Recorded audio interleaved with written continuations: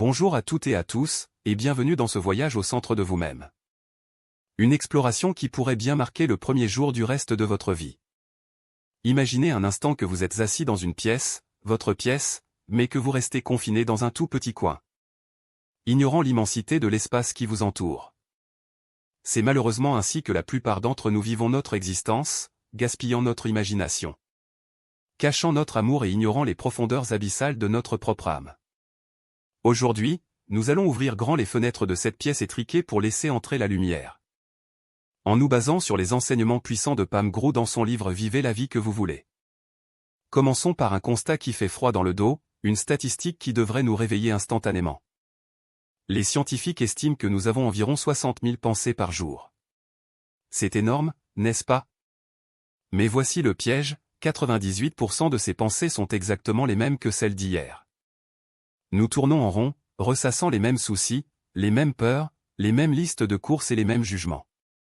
Nous sommes des créatures d'habitude, prisonnières d'une boucle mentale qui nous empêche de voir les miracles qui nous entourent. Au lieu de nous demander comment nous pouvons changer le monde ou élever notre conscience, nous nous laissons distraire par des titres de magazines futiles nous promettant de perdre 3 kilos avant Noël ou de satisfaire notre partenaire au lit.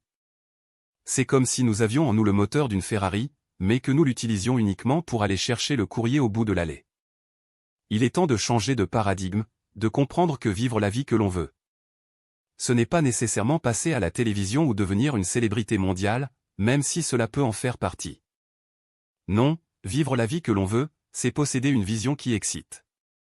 C'est oser regarder le miracle de la vie droit dans les yeux au lieu de détourner le regard par peur.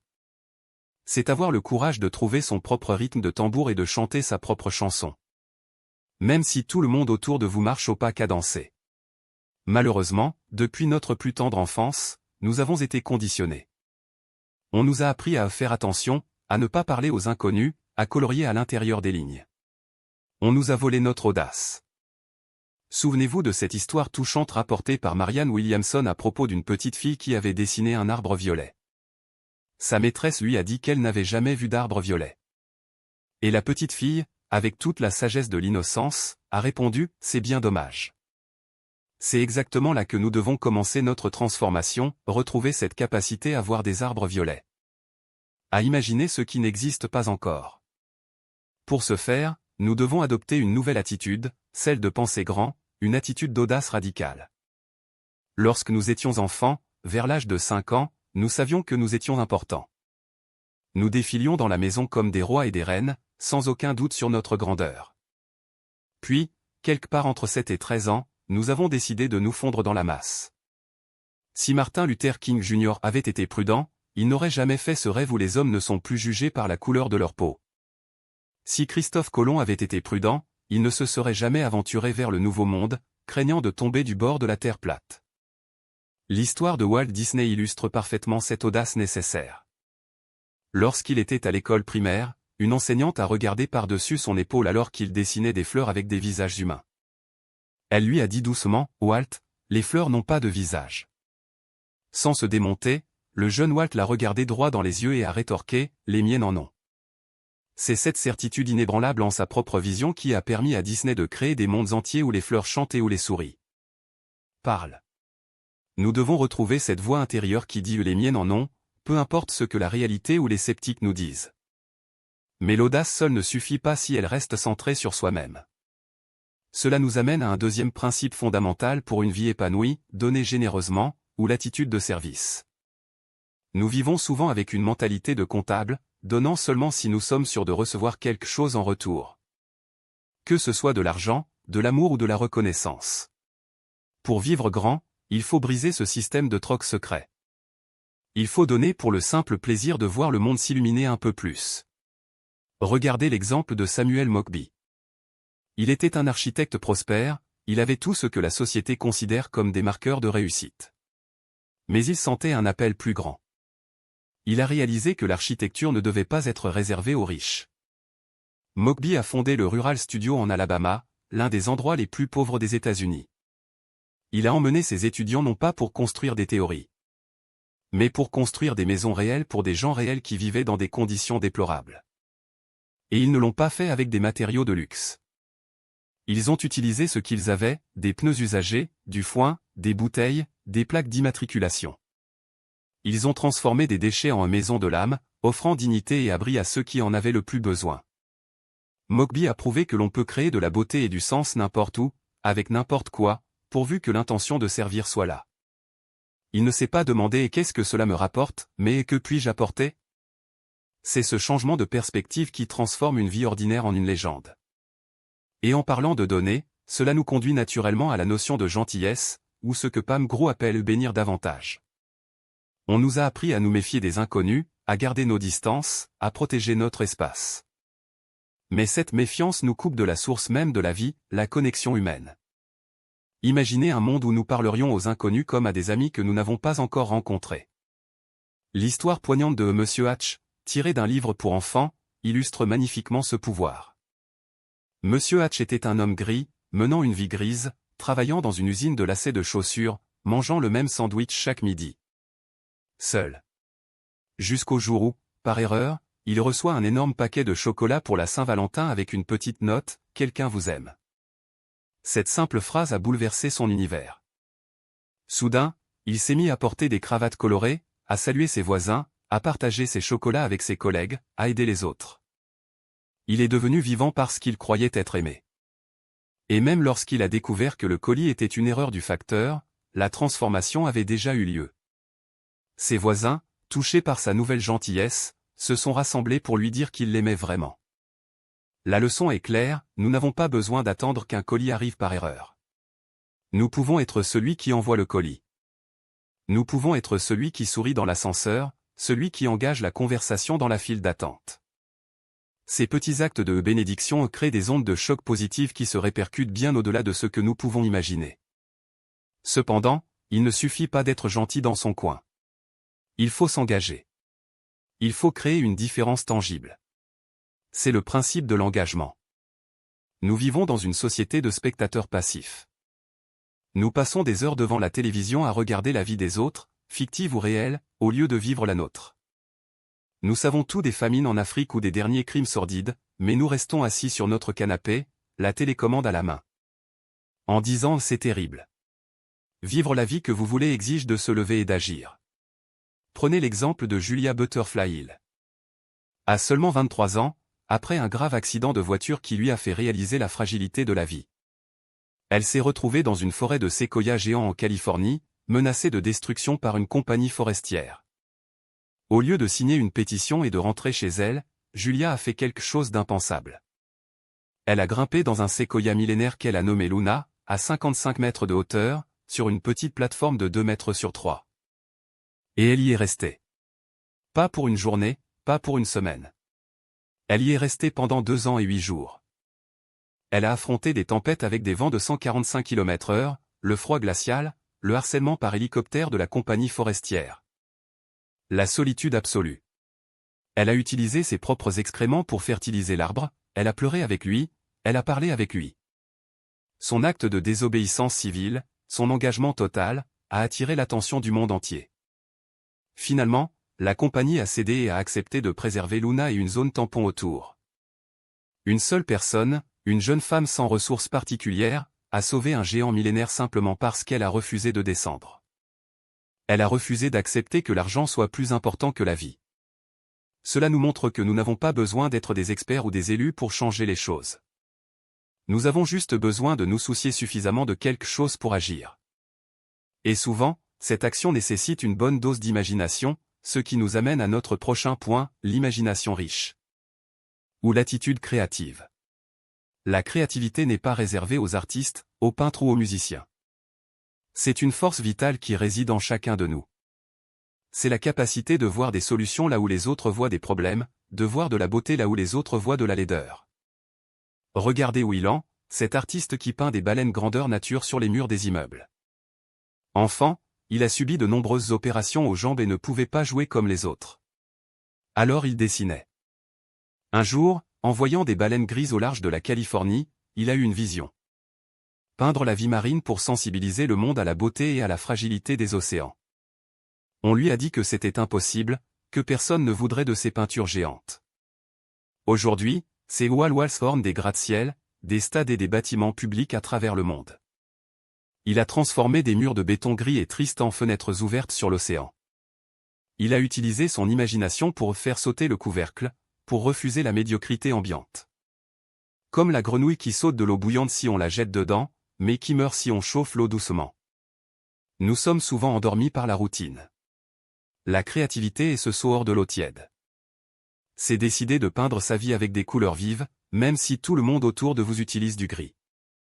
Mais pour maintenir cette énergie créative et cet engagement, il faut du carburant. Et ce carburant, c'est la joie. C'est le principe de participer pleinement, l'attitude de bonheur. Trop souvent, nous reportons notre bonheur à plus tard, quand j'aurai cette promotion, quand je serai marié, quand j'aurai perdu 10 kilos. Nous traitons le bonheur comme une récompense future alors qu'il devrait être notre mode de voyage. Patch Adams, le célèbre médecin clown, a compris cela après avoir touché le fond. Interné en hôpital psychiatrique pour dépression suicidaire, il a réalisé que le bonheur était un choix, une décision consciente. Il a décidé de devenir un explorateur de l'amitié et de la joie. Il a commencé à faire des expériences sociales, appeler des numéros au hasard dans l'annuaire juste pour discuter. Porter des vêtements ridicules pour faire rire les gens, transformer un trajet en ascenseur en une fête improvisée. Il a compris que le rire et la connexion humaine sont les meilleurs médicaments. Dans son institut de santé, il ne se contente pas de soigner les corps, il soigne les âmes avec de l'humour et de l'amour. Il nous rappelle que prendre la vie trop au sérieux est une maladie en soi. Nous avons le droit d'être bêtes, d'être joyeux sans raison, de chanter sous la pluie.